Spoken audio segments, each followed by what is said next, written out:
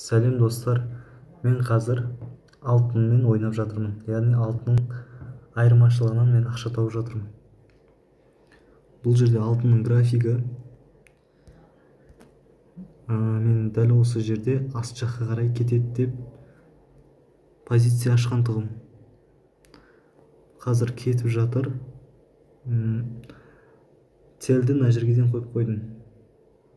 Яғни осы жерде мен қойдым, позиция аштым, аст жаққа қарай түсіп, осы жерге келіп, өзі мен ұйықтап жатсам да осы жерге келіп тоқтайды. Мына жерге стоп лосс қойып қойдым, яғни былай қарай кетеді.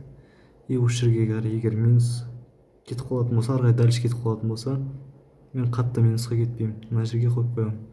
Бұны риск менеджмент деп айтады. Дәл қазіргі табысым менің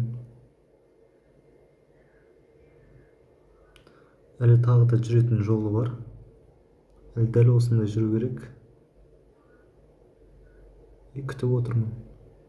Алдағы уақытта осы жайлы видео түсіргенді қаласаң, дәл осы жерге лайк басып, достармен бөліс.